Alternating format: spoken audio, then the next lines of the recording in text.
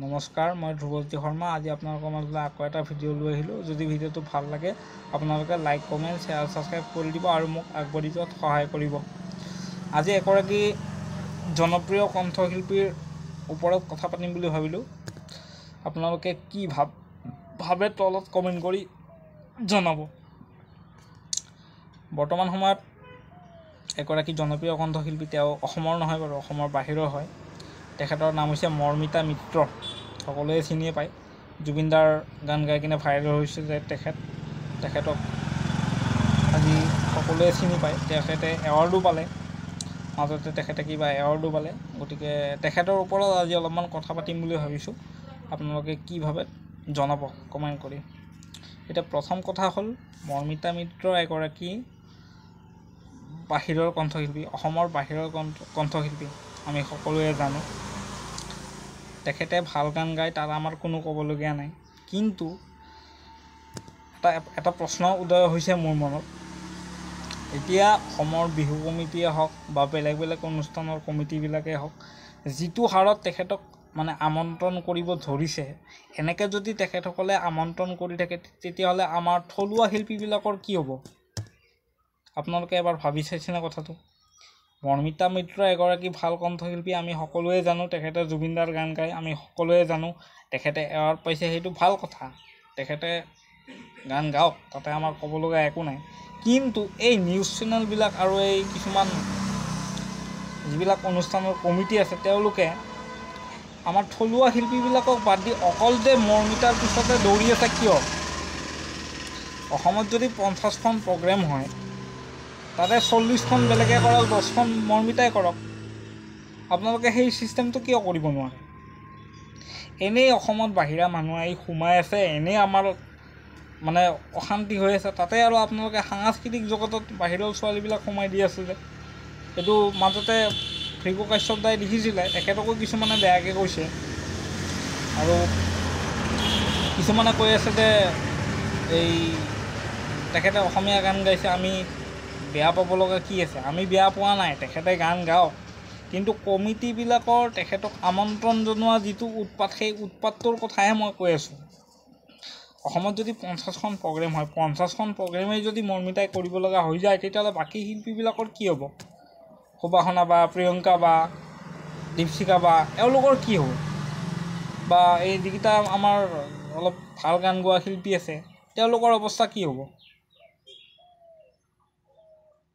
লাষ্টত যাই দেখোন এনেকুৱা হৈ যাব যে জুবিনদাতকৈ দেখোন মৰ্মিতাৰ দাম কম, তাইতো জুবিনদাৰে গান গায়, গতিকে আমি জুবিনদাক নামাতোঁ, মৰ্মিতাকে মাতোঁ। তেতিয়াহ'লে দেখোন অসম শেষে হৈ যাব দেখোন।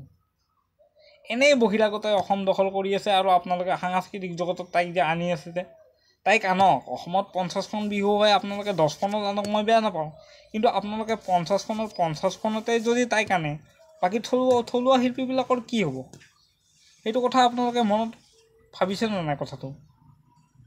চব দেখোন এতিয়া বাহিৰৰ পৰাই আহে দেখোন। আমাৰ বস্তু বুলি ক'ব একোৱেই নাই এতিয়া, চব বাহিৰৰ পৰা আহে। ইভেন আমাৰ পেট্ৰল অসমত উৎপাদন হয়, আমি পেট্ৰল বাহিৰৰ পৰা আনিব লগা হৈ আছে। আমাৰ দাম ইমান বেছি পেট্ৰলৰ, 98.71 পাই গ'ল এতিয়া। ইমান দাম হ'ব লাগেনে বাৰু? কিহৰ কাৰণে হৈ আছে এই বস্তুবোৰ? এই সাংস্কৃতিক জগততো এইটোৱে হ'ব তাৰমানে। আজি মৰ্মিতা আহিছে, কালি আৰু কোনোবা আহিব, আহি এই গোটেই বস্তুখিনি দখল কৰি ল'ব। তেতিয়া অসমৰ থলুৱা শিল্পীবিলাকৰ কি হ'ব? আপোনালোকে সেই বস্তুটো এবাৰ ভাবি চাইছেনে নাই?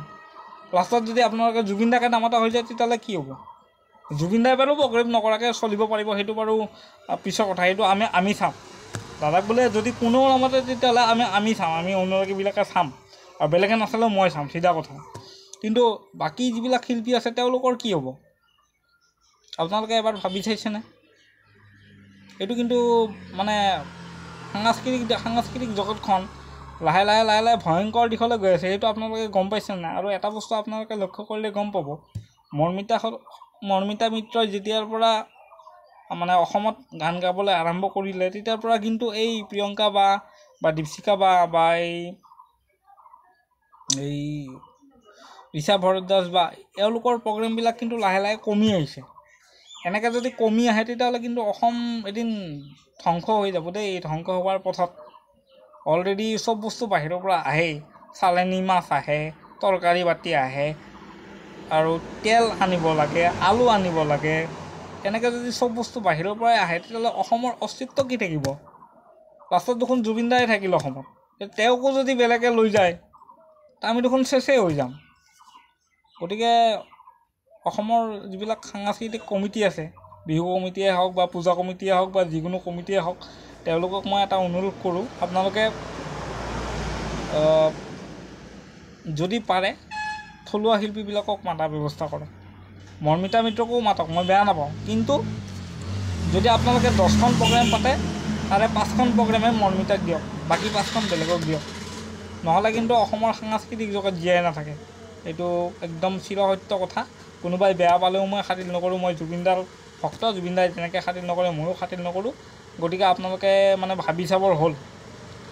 কাৰণ যদি অকল মৰ্মিতাই ৰাজত্ব চলাই থাকে অসমৰ সংগীত জগত কিন্তু এদিন ধ্বংস হৈ যাব। আৰু এইটো বহুত চিন্তনীয় বিষয়। আপোনালোকে কি ভাবে মই নাজানো, অসমৰ সাংস্কৃতিক জগতৰ বাবে এইটো কিন্তু চিন্তনীয় বিষয়। গতিকে ভিডিঅ'টোত মোৰ ক'ব লগা এইখিনিয়ে আছিলে।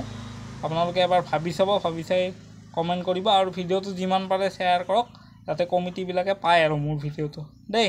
নমস্কাৰ।